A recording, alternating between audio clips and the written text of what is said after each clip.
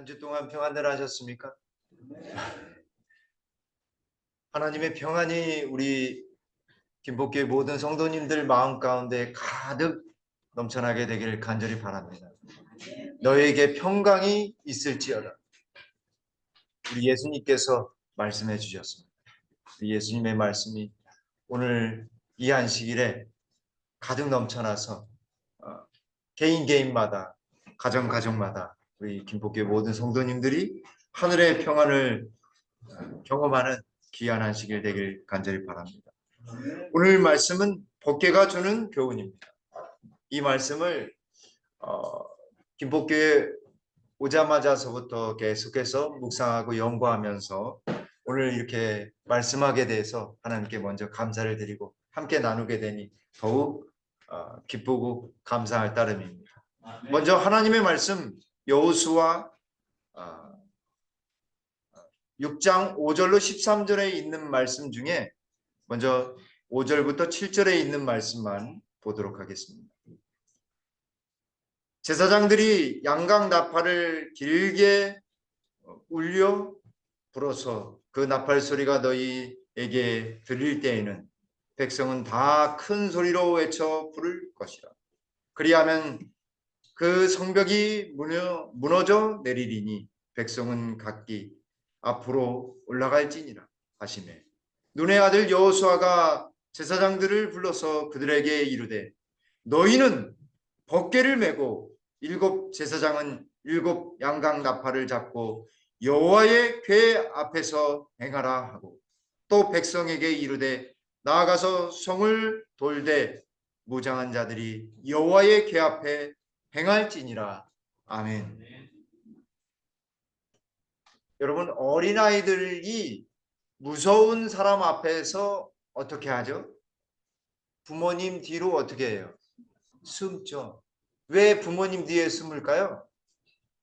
그 무서움을 가리거나 막아달라고 하는 표시입니다. 회피하기도 하는 것이며 의지하기도 하는 것입니다. 하나님은 여호수아와 그분의 백성들에게 여리고성을 도는데 무엇을 앞세워서 돌라 말씀하셨습니까? 법궤를 앞세워서 돌라고 말씀하셨습니다. 하나님 여호수아에게 이 여리고성을 왜 도르라고 말씀하셨을까요? 성을 함락시키기 위해서는 어떻게 해야 합니까? 돌면 무너지나요? 성을 함락하기 위해서는 힘과 그 성에 있는 사람들 중에 3배 이상의 전투력을 가지고 있어야지만 손자병법에 3배 이상의 전투력을 가지고 있어야지만 최소한 비기거나 승리할 수 있다라고 되어 있습니다. 근데 하나님이요 무력을 사용하지 않으시고 무엇을 앞세워서 돌라고 말씀하셨어요? 법궤를 앞세워서 돌라고 이야기하신 거죠. 상식적으로 이게 맞는 말씀입니까? 왜 그런 말씀을 하셨을까요? 하나님을 믿는 백성들이 하나님을 전적으로 믿는지 안 믿는지를 시험하시고 계시는 것이었습니다. 하나님은 여전히 오늘 우리와 함께 하시며 우리를 그렇게 테스트하고 계신지 모르겠습니다. 지난주에는 교회 식기세척기가 도착했습니다.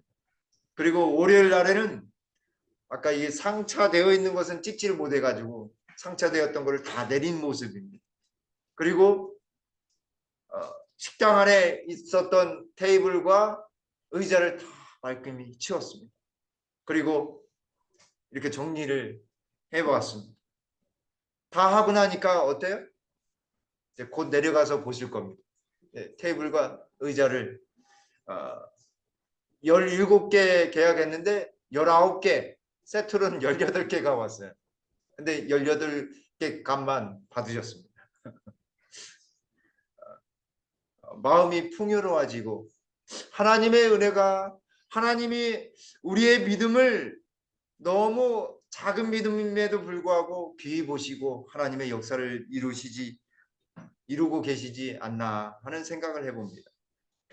그리고 여기를 다 하고 나니까요, 이게 들어오는 입구가 자꾸 이 저기 저쪽 창문을 열면 아주 안 좋아서 우리 어느 집사님이 저에게 그게 너무 안타깝다고.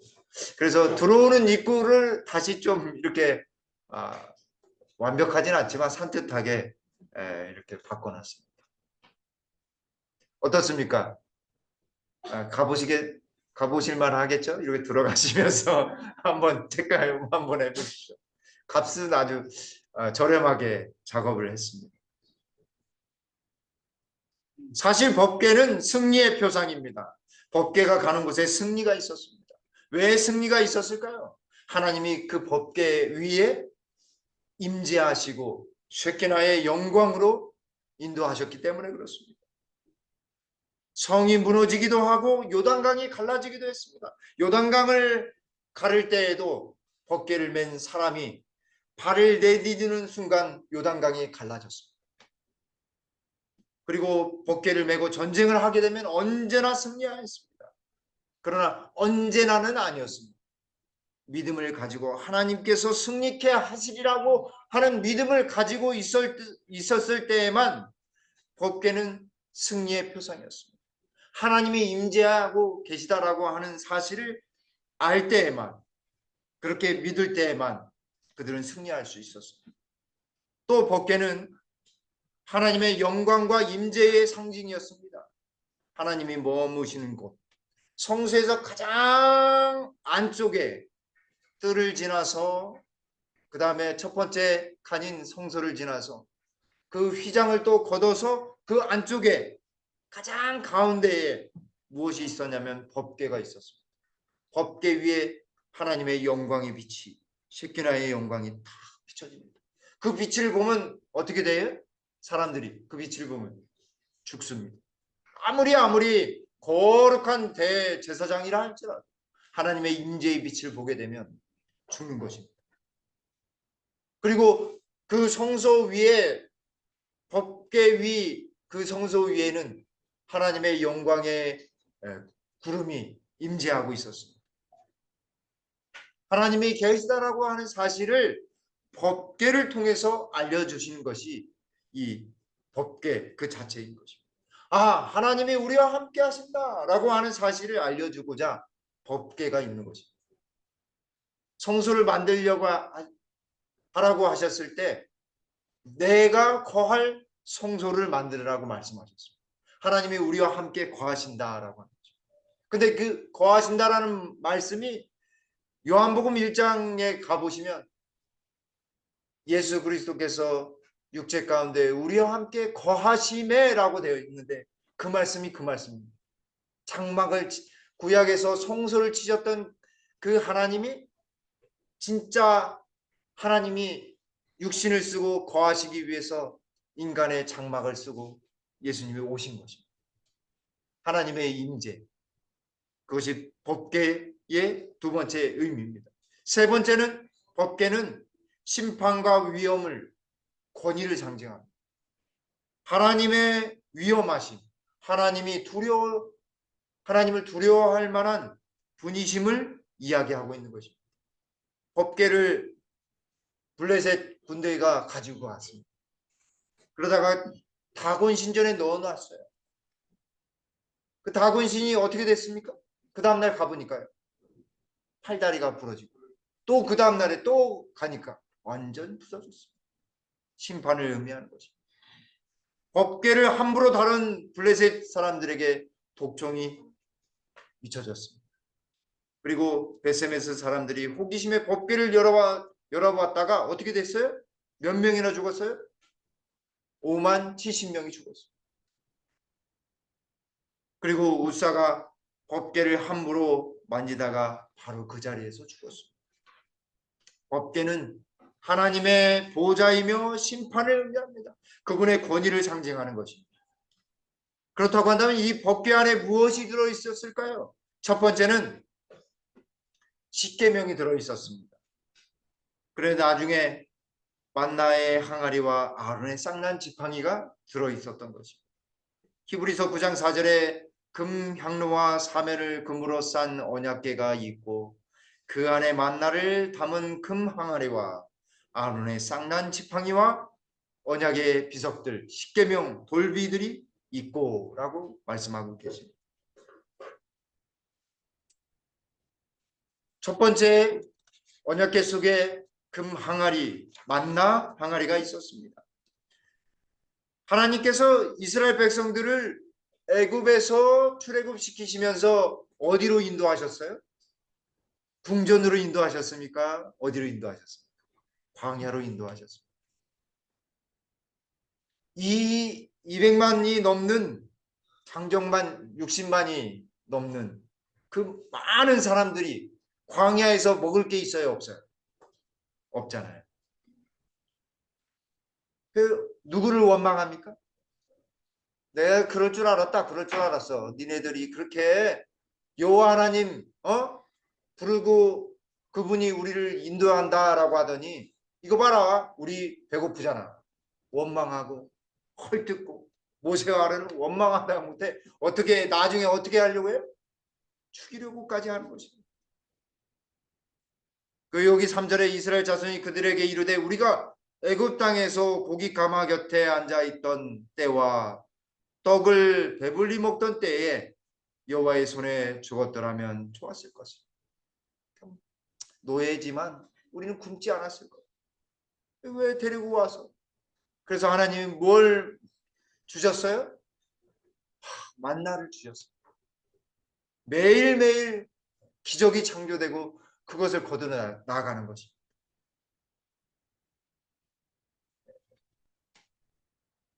1인 1대 한 대 200만이니까 200만 곱하기 쌀로 계산을 했을 때 약 20만 원 이렇게 한 가마니 20만 원 계산을 해보면 40억 정도가 됩니다. 하루에 40억. 그걸 1년을 곱하면 1조 4,600억. 그걸 40년 동안 하셨으면 58조. 아니 약 60조. 아마 제가 생각하기에 한 80조 정도는 될 것 같아요. 이렇게 곡물 여러 가지 곡물로 만드셨으니까. 하나님이 이 정도 했으면 이스라엘 백성들 순종해야 될까요? 하지 말아야 될까요? 순종해야 될 것입니다. 근데 순종했어요? 안 했어요? 순종하지 않았습니다. 이 정도 혜택 누렸음에도 불구하고 만나는 사실 하루에 조금씩 새벽에 내리고 맛은 꿀과 같고 과자와 같았습니다. 완전 식품, 영양소가 골고루 담겨져 있었습니다. 비타민이 요즘 B군을 비타민 B군을 많이 먹어야 된다. 뭐 A를 잘 섭취해야 된다. 그래서 종합 비타민과 또 비타민 C를 또 잘 먹어야지만 된다라고 해서 비타민을 챙겨 드시는 분들 계실 것입니다. 근데 이스라엘 백성들 걱정 안 해도 됐습니다. 그것만 잘 먹으면 부족함이 없이 여기 출애굽기 16장 18절에 있는 것처럼 각기 신양대로 거두어서 먹었습니다. 놀라운 것은 안식일에 세 가지 이적이 이 만나의 경험을 통해서 세 가지 이적을 경험합니다. 첫 번째는 무엇이었냐면 여섯째 날에는 만나를 갑절이나 가져갈 수 있도록 하나님께서 기적을 허락하셨습니다. 두 번째는 일곱째 날에는 만나가 내리지 않아. 두 번째 기적. 세 번째 날에는 그 여섯째 날에 갑절을 거둔 것을 안식일까지 보관했는데 상해요, 안 상해요? 6일 동안에는 상했는데 햇빛만 보면 상했는데 안식일 날에는 상하지 않고 아주 신선한 것입니다. 오늘 아침 방금 가져온 것처럼 신선하고 아주 맛 좋은 변하지 않는 것입니다. 여러분 매일매일 그런 경험을 한다고 한다면 얼마나 좋을까요? 사실 만나의 경험은 오늘 우리의 삶 속에서도 경험되는 것입니다. 하나님의 성경의 말씀, 유튜브에 얼마나 귀중한 말씀들이 얼마나 많습니까? 자료들이 얼마나 많습니까? 예언의 신 얼마나 꿀 같은 말씀들이 얼마나 많습니까? 그럼에도 불구하고 우리는 어떻습니까? 마치 이스라엘 백성들이 이렇게 하나님의 기적을 맛보면서도 하나님께 불평불만한 것처럼 오늘 우리의 삶도 불평불만, 불안과 위기 속에 살아가고 있지는 않습니다.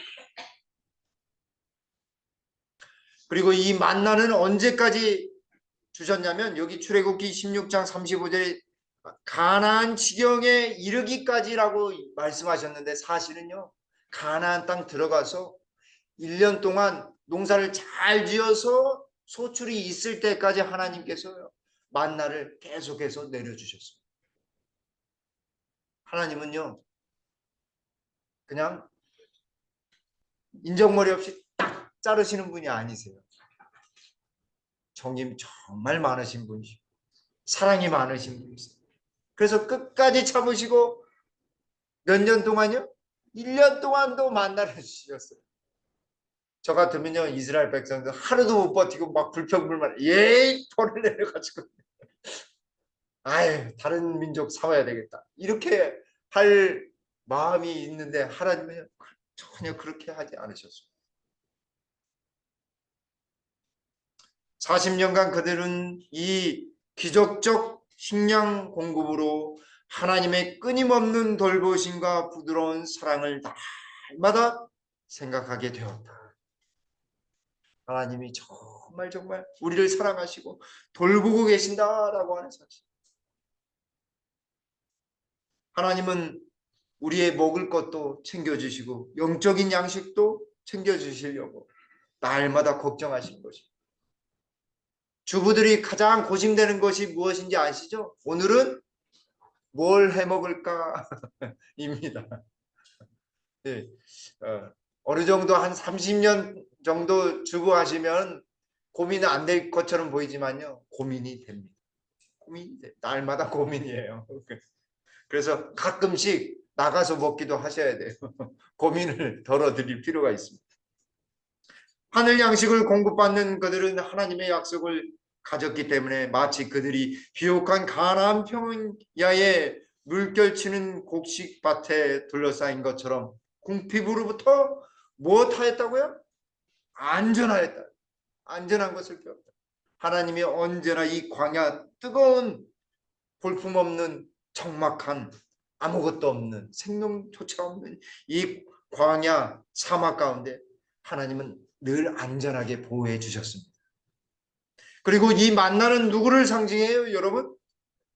생명의 떡이신 예수 그리스도를 상징하는 것입니다. 하나님께로부터 내려오시는 그리스도를 예표하였다라고 말씀합니다. 우리가 떡을 먹는데 그냥 뭐 대충 이렇게 막 먹으면요, 몸에 이상이 오기 시작합니다. 안 먹기 시작하면요, 아, 얘가 안 먹는다. 뇌에서 어떻게 하냐면, 축적해야 돼. 축적해야 돼. 이렇게 예, 뇌가 생각해서요. 매일매일 특별히 아침을 잘 드셔야 합니다. 뇌는 그날 먹은 단백질만을 사용합니다. 그래서 꼭 그날 필요한 양 탄수화물과 단백질, 지방을 잘 섭취해야 합니다. 그런 것처럼 육적인 양식이 꼭 필요한 것처럼 영적인 생명의 양식 대신 예수님이 우리에게도 꼭 필요한 것입니다. 여기 요한계시록 2장에 내가 감추었던 만나를 줄 터인데 받은 자 밖에는 알 사람이 없느니라 라고 말씀하셨습니다. 하나님의 말씀을 귀 기울이고 연구한 개인적으로 정말 묵상한 사람들은 하나님을 알아봅니다. 말씀을 알아봅니다. 그리고 염려하지 않는 것입니다. 생명의 떡을 만나를 경험한 사람들은 무엇을 먹을까, 무엇을 마실까, 목숨을 위하여 무엇을 입을까 염려하지 않는 것입니다. 두 번째 벗겨 있는 것은 바로 아론의 쌍난 지팡이입니다. 민수기 16장에 고라 자손의 반역 사건이 기록되어 있습니다. 고라 자손은 레위 자손이었는데 이 제사장들이 들어가는 모든 일들에 대하여 그들이 불만을 가지고 있었습니다. 그들은 제사장들의 시중을 드는 성막을 옮기는 일에만 그들은 헌신하게 되어 있었습니다. 왜 저들은 저렇게 하는데 우리는 이런 일만 해야 되지? 불만하기 시작했습니다. 그리고 여기에 루벤 지파의 사람 세 사람이 동참하게 되었습니다. 반역은 불신과 시기심에서 근거한 것이었습니다. 반역은 이 일어나자 하나님이 즉각 대입하셨습니다. 성경에는 여러 가지 죄 중에 탐욕으로 말미암은 죄, 여러 가지 죄들을 하타트라고 하고, 반역으로 인해서 용서받지 못하는 죄는 성서에서는 용서가 안 되는 것입니다. 그것을 폐사라고 하는데, 그것은 성서에서는 용서가 안 되는 죄입니다. 그래서 성령을 거역하게 되면 결국 왜 용서를 못 받냐면 하나님을 거역하기 때문에, 반역하기 때문에 그렇습니다. 조선시대의 임금을 반역하게 되면 대역죄인은 몇 족을 멸하였습니까? 3족에서 옛날 신라시대 때는 9족을 멸했다고 합니다. 사돈의 8층까지 죽음을 당한 거죠. 하나님이요, 그 반역죄에 대해서는 즉각적으로 개입하셔서 벌을 내리시는 거죠. 그래서 그들을 어떻게 했어요? 땅이 쭉 갈라지면서 그들을 쫙 삼켜버렸습니다. 그리고 하나님께서 그들의 경고의 표시로 그들이 원망하기에 이르러서 하나님이 진노하셔서 연병을 허락하신 것입니다. 전염병을 허락하셨습니다. 몇 명이나 죽었을까요? 14,700여 명이 연병으로 말미암아 죽었습니다. 하나님을 거역한 죄로 말미암았습니다. 순식간에 하나님을 저버리는 사람들, 하나님이 건드려야지, 건드리면 안 될 것에 대해서 건드리게 되면 하나님도요 딱 치실 수밖에 없는 것입니다. 그것이 법계의 역할이었습니다. 그래서 하나님께서 17장에서 어떻게 하셨냐면 지팡이를 다 지파마다 가져와서 성소에 꽂아라. 그리고 증거계 앞에 두었다가 그 지팡이에 쌍난 지팡이만 내가 택한 그 사람이다라고 말씀하셨습니다.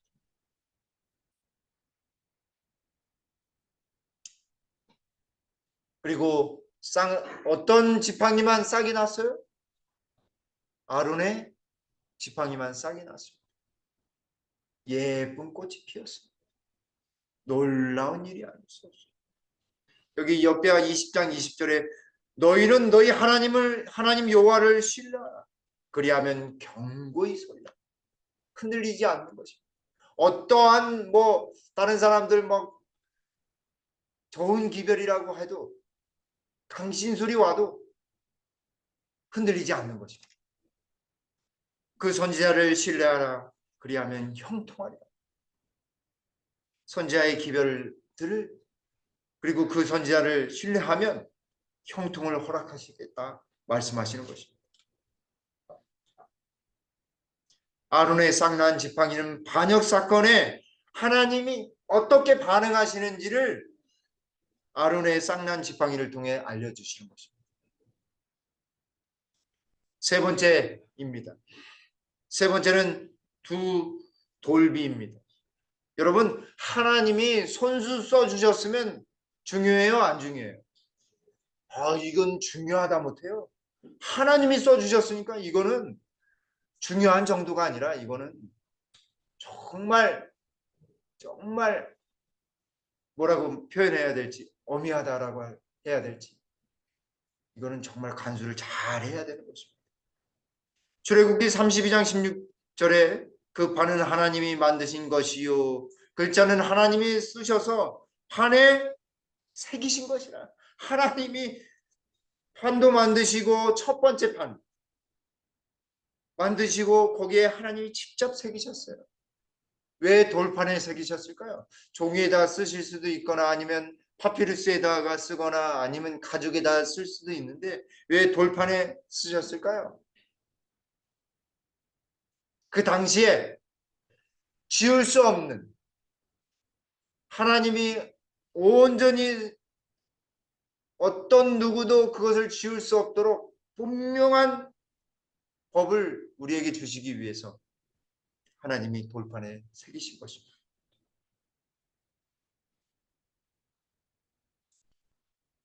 출애굽기 34장 4절에 모세가 돌판 둘을 처음 것과 같이 깎아 만들고, 사실 돌판 처음 거 하나님이 직접 써주셨는데 어떻게 됐어요? 뭐 하고 있었어요? 내려가 보니까 예. 금송아지 만들고 금송아지한테 전하면서 아유 여호와 하나님 여호와 하나님 이렇게 하고 있었어요. 하나님이 어떤 마음 드셨을까? 모세가요 하나님 직접 써주신 그 돌비를 가지고 내려가면서 얼마나 화가 났는지 던지면서 어떻게 그럴 수 있냐. 그래서요 하나님이 다시 돌판 만들어라. 다시. 왜 하나님이요 그들을 진멸하려고 하셨는데 하나님이 그들을 어떻게 계속해서 그들을 하나님의 백성으로 삼아 주셨을까요? 여러분 너무 잘 아시죠? 내 백성이 내 백성이 너의 백성이 부패하였다라고 했습니다. 부패하였다. 썩어 문드러졌다. 죄로 말미암아 썩어서 부패하였다. 그들을 진멸하고도록 큰 나라가 되게 하리라. 다시 백성 삼겠다 이야기하셨어요. 그랬을 때 하나님 모세가 이렇게 이야기해요. 하나님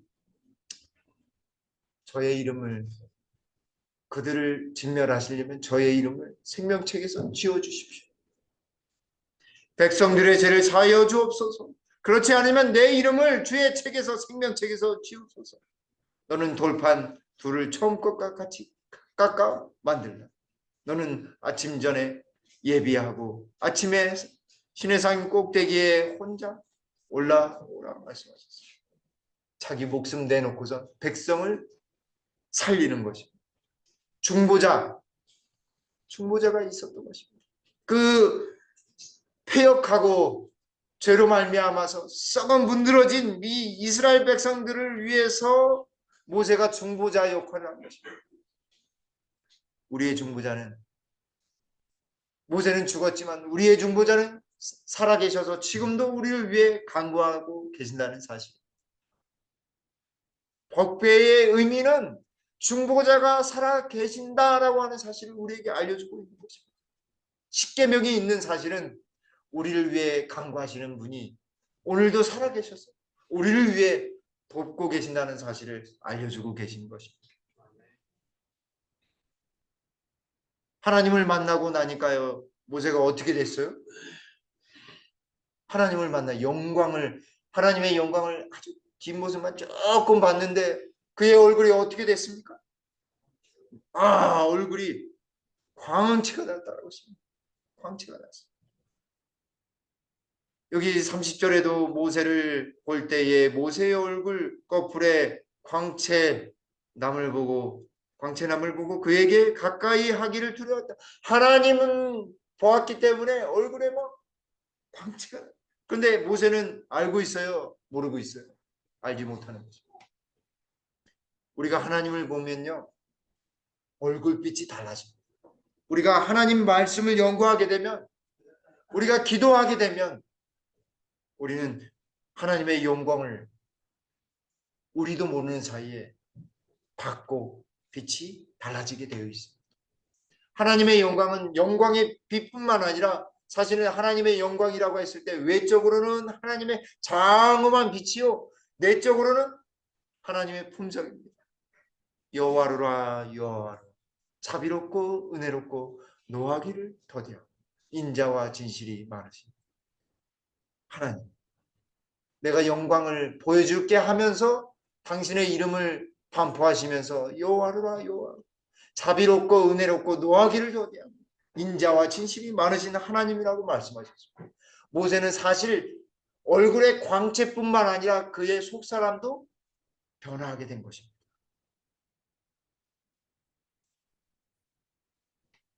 고린도후서 3장 3절에 이 말씀이 짝을 이루어요. 신약과 구약이 짝을 이루는 말씀입니다.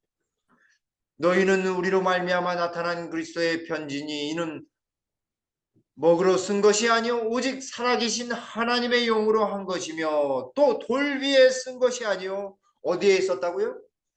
오직 육의 신비에 한 것이라. 마음속에 하나님의 법이 기록되어 있는 것입니다. 그것을 뭐라고 해요? 양심이라고 합니다. 양심 모두가 다 가지고 있는데 그리스도인들에게는 하나님의 율법이 그곳에 기록되는 것입니다. 더 구체적으로 더 자세하게 기록된 것입니다. 그 말씀대로 살면 그 음성대로 살면 여기 에스겔 20장 11절에 사람이 준행하면 그 말씀을 잘 따르고 잘 살면 그로 인하여 삶을 얻을 내 윤례를 주며 내 규례를 알게 하여 살도록 생명을 허락하시겠다 말씀하시는 것입니다. 그리고 여기 신명기 28장 1절로 6절 말씀에 뭐라고 하셨냐면 내가 내 하나님 여호와의 말씀을 삼가 듣고 내가 오늘날 내게 명하는 그 모든 명령을 지켜 행하면 내 하나님 여호와께서 너를 세계 모든 민족 위에 뛰어나게 하실 것이라. 내가 내 하나님 여호와의 말씀을 순종하면 이 모든 복이 내게 임하여 내게 미치리니. 하나님 말씀대로 살면 하나님께서 무엇을 허락하시겠다고요? 복을 허락하시겠다. 축복해 주시겠다 말씀하셨습니다. 여러분 정말 그럴까요? 하나님은 정말 그러신 분이십니다. 하나님께서 하나님 말씀대로 사는 사람들에게 더 많은 축복을 주시는 것입니다. 여기 6절에 내가 들어와도 복을 받고 나아가도 복을 받을 것이다. 그 사람이 있는 곳에는 복이 되는 것입니다. 하나님 믿는 백성들이 거하는 곳이 복이 되는 것입니다. 그래서 아브라함을 하나님께서 뭐가 될지니라 말씀하셨어요? 복의 복의 근원이 될지. 왜냐하면 그 사람을 통해서 하나님께서 복을 많이 주시기 때문에 복의 근원이 되는 거죠. 왜 법궤 속에 하나님의 율법이 담겨져 있는가? 그것은 안에 이 밖에서도 하나님의 임재의 영광이 비치지만 안에서도 하나님이 계시다라고 하는 사실을 이 돌비를 통해서 알려주시는 것입니다. 여기 보십시오. 부조선자 584쪽에 법궤 속에 간직한 율법도 역시 하나님의 임재의 상징이었다. 사랑하는 성도 여러분, 우리가 하나님의 말씀대로 살면 하나님이 우리와 함께 하실까요? 우리와 함께 하시는 것입니다. 하나님이 임재해 주시는 것입니다. 하나님의 현현이 나타나는 것입니다. 하나님의 말씀대로 살려고 하는 사람들에게 하나님이 나타나셔서 우리를 도와주시는 것입니다. 여기 살아남은 이들 192쪽에 하나님께서는 백성들에게 법궤 속에 있는 계명을 범하는 자에게는 당신의 법궤가 공포와 사망이 되지만 그것을 순종하는 자에게는 축복과 힘이 된다는 것을 가르치시고자 하셨다라고 말씀하고 계십니다. 하나님께서 그 법궤를 통해서 하나님의 임재, 하나님의 현현을 통해서 나타나심을 통해서 하나님의 말씀을 온전히 따르는 사람들이 어떻게 축복을 받고 그렇지 않은 사람들이 어떻게 고난과 저주를 받는지를 보여주시고자 법궤를 허락하신 것입니다. 이 돌비는 삶의 축복이 되는 것입니다. 또한 돌비는 십계명은 하나님의 품성을 나타냅니다. 모세처럼 품성의 변화를 일으키는 것입니다.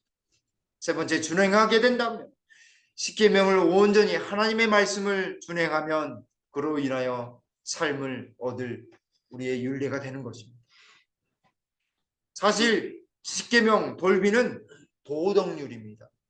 안식일을 기억하여 거룩히 지키라라고 하는 말씀이 다른 어떤 것도 아니요 도덕률이라고 하는 사실을 알아야 합니다. 안식일을 흐지부지 지키지 않는다고 한다면 이것은 하나님의 품성을 하나님의 계시를 무시하게 되는 것입니다. 돌비는 하나님의 도덕률로 두 번째 만나 항아리는 삶의 방법을 가르쳐 줍니다. 오직 예수 그리스도를 의지하는 것. 세 번째 아론의 쌍난 지팡이는 지도자에 대한 불신에 대한 경고, 신뢰의 법을 우리에게 알려줍니다. 사랑하는 성도 여러분, 법궤는 우리에게 승리의 비결과 축복의 비결을 우리에게 알려줍니다. 하나님을 온전히 섬기며 그분의 품성이 담겨져 있으며 그분의 임재를 경험하고 예수 그리스도의 생명의 떡 대신 그분을 온전히 의지하며 그리고 아론의 쌍난 지팡이처럼 그분을 온전히 신뢰함으로 우리 주님을 온전히 만나며 전진해 나가는 하늘 성도로서 김포교회 모든 성도님들 다들 되시기를 간절히 바라면서 말씀을 드리도록 하겠습니다.